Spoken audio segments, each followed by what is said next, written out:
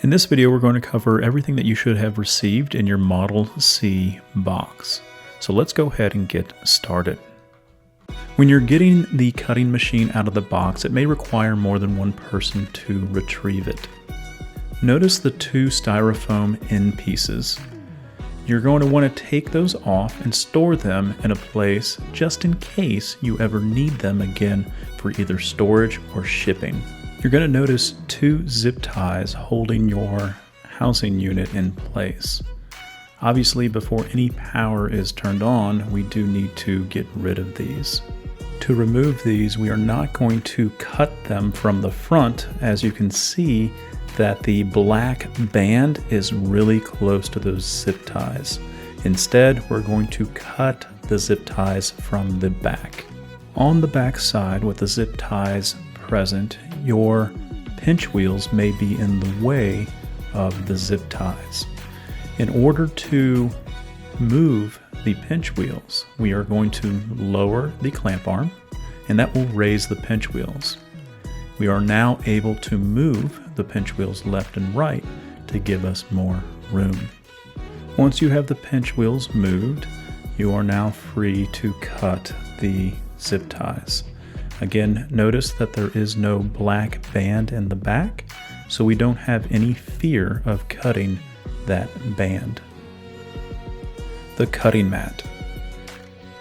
The cutter comes with an A3 sized mat, which needs to be used for any material in which where the blade will fully penetrate the material. Otherwise, when cutting materials like vinyl, paper label sheets, or HTV, no mat is actually needed because the backing sheets prevents the blade from cutting too deeply and damaging the cutting tip.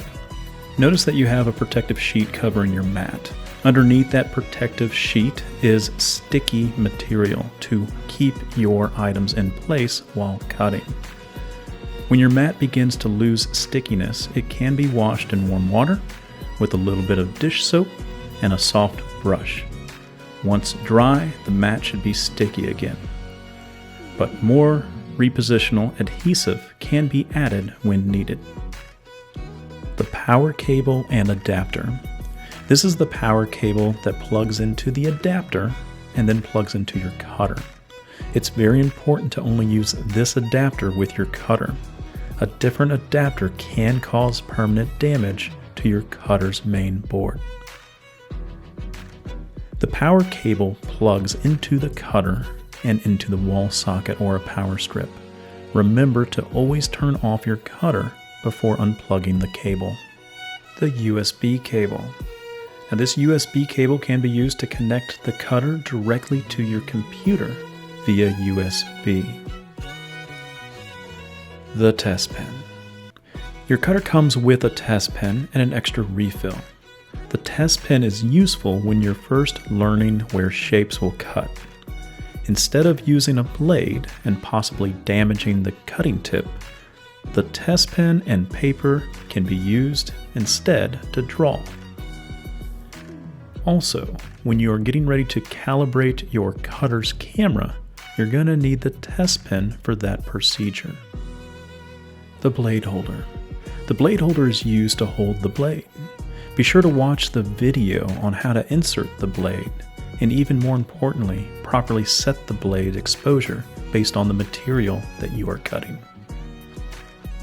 Your cutter comes with two red-capped 45-degree blades, which are used on materials such as vinyl, cardstock, HTV, paper label sheets, and other thin materials. It also comes with one blue-capped 60-degree blade, which is used to cut thicker materials such as foam, magnetic sheets, thin chipboard, candle wax, and PETG plastic. And those are the contents of your cutting machine.